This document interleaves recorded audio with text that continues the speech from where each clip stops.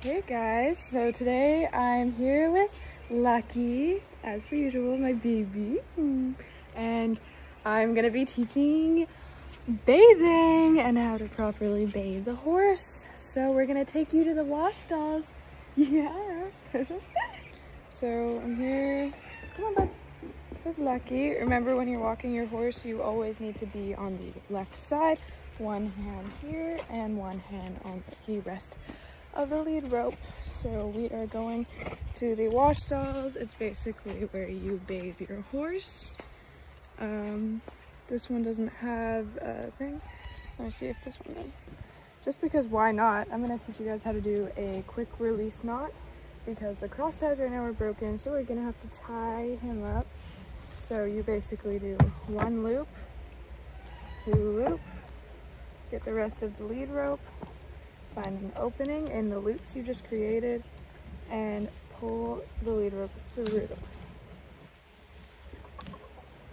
So now, oh my god. So basically now he can't escape, but if something happens, I can pull here and then he can get away. It comes in handy when trailering horses in situations like this where cross ties aren't working and I need to tie him up to bathe him. So again, it's really important if you're getting your rider certificates. It's very important. And just do it like that. It's pretty easy. And so now on to proper bathing. Yay! You're gonna start off by turning your hose on and just completely wetting the horse's body. After a ride, horses have this saddle mark on their back and they often feel hot. You can check right here. So they feel hot because they just had a workout.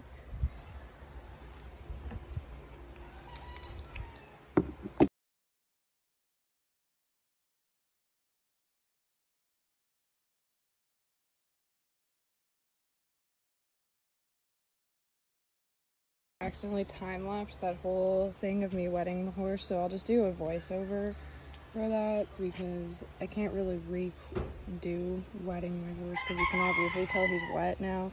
So we use ivory soap. It doesn't hurt the horse's skin and it actually makes the horse really shiny and it works well on keeping them clean. So you just literally put soap on your horse, their legs well. You don't need an excessive amount if they're not super dirty. He wasn't dirty at all today, really. He just needs a bath for his coat, and you know, you just need a bath every once in a while, so we're just gonna give him a bath. Again with the legs. Make sure the legs are well done. He's ready. And then you can use any type of scrubber from a hard brush, which I showed in a previous video from a week ago, where 2 weeks ago, where I demonstrated the brushes. So you could use a hard brush. You could also use a curry comb. This is another form of what a curry comb looks like. You can use a sponge like this, but personally I don't like using it because it doesn't really get into their hair and skin. So I prefer using a hard brush, but that's just a preference. There's also these kind of gloves that you put your hand in and you use your hand to scrub your horse, or you can simply just use your hand to soap them, but obviously I don't like to do that. So my preference is to go for a hard brush. Because, you know, I do, when bathing, I do circular motions, kind of like a curry comb, and it makes him shinier, gets deeper in his skin and hair. And so there's not really a technique on how to properly scrub your horse. You just kind of dig in and do it however you wish. So yeah, I'm gonna just get to scrubbing.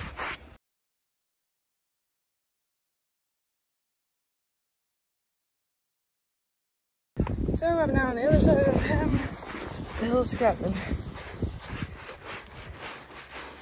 Literally just scrub. You're bathing your horse. Same thing as bathing a dog, I guess.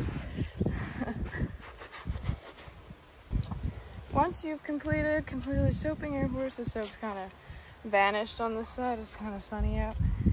But once you've completely finished soaping your horse, oh, look at the babies. Then I already turned the hose on. Wash your hands off, and then you should wash off your hard brush. For the next person to use it, it doesn't need to be soapy in case they're using it for something else. So I would just hose it down really quickly. And then what you do is you just, oh, sorry, buddy.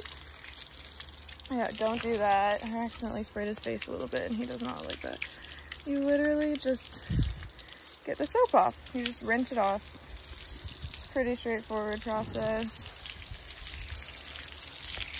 You just rinse the soap off.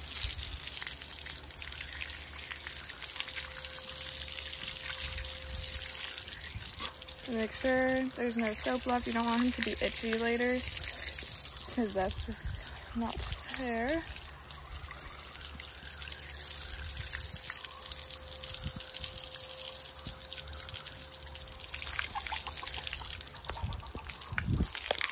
Aw, so he got bit by a horse spot. I don't know if you can see it. It's right there. So I'm gonna show you guys how to put some ointment on it, because that is painful and you don't want anything to get infected, and just for precaution you should always put something on it, even though it does happen quite often. You just want to be sure. Mercedes, hi. That's the horse that broke my back. We'll just do the same thing for the other side.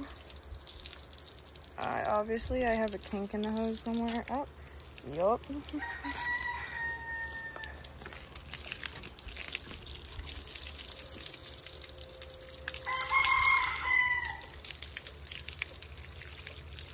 Need some more pressure to get that soap off the end of his leg.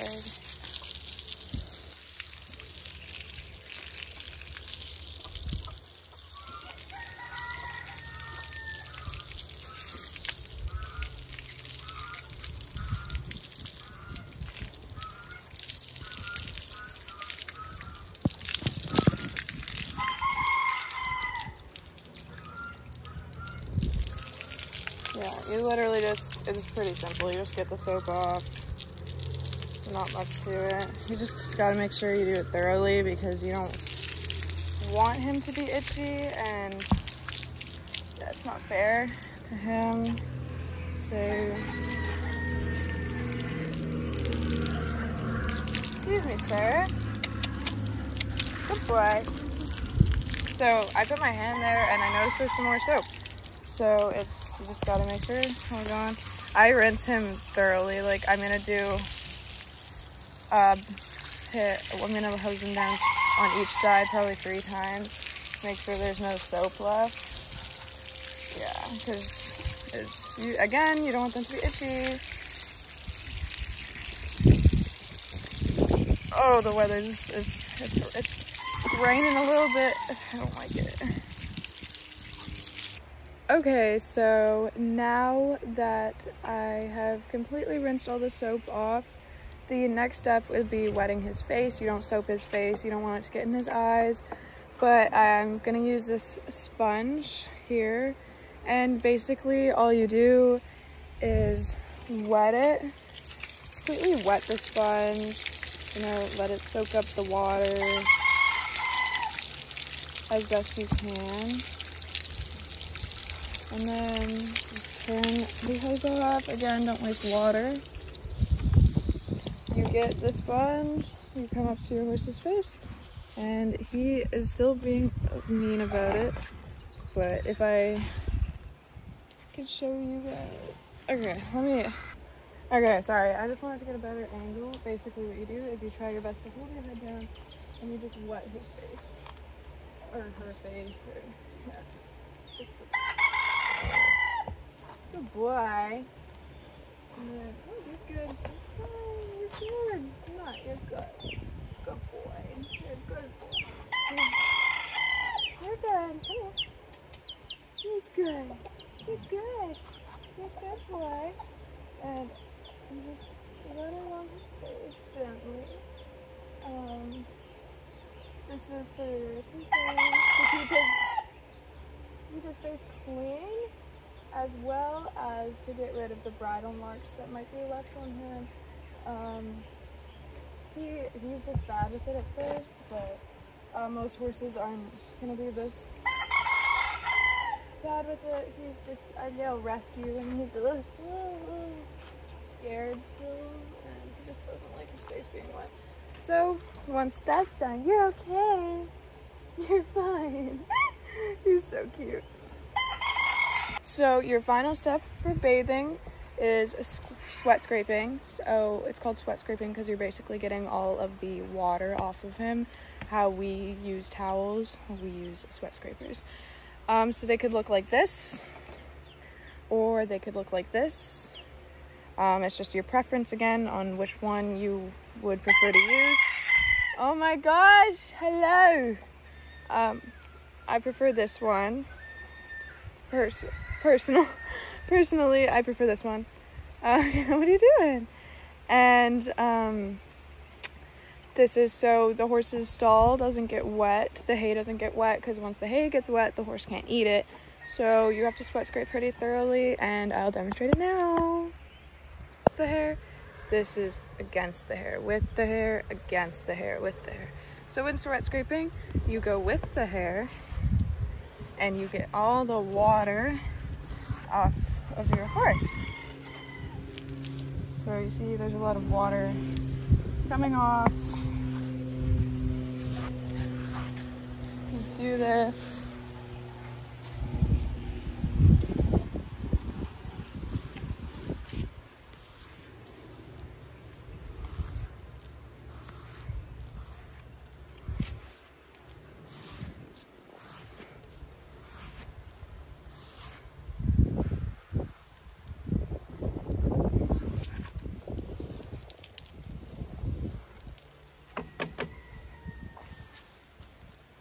So yeah, there's still gonna be soap on it, I know, because you're spraying the bottom, so you're gonna get some soap, but that's because you hosed off the top, so it's gonna run along the bottom, but there's nothing wrong with that, because most of the time you're just gonna sweat scrape it off.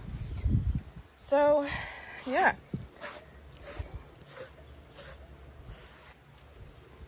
So that is everything for the bathing portion of the class.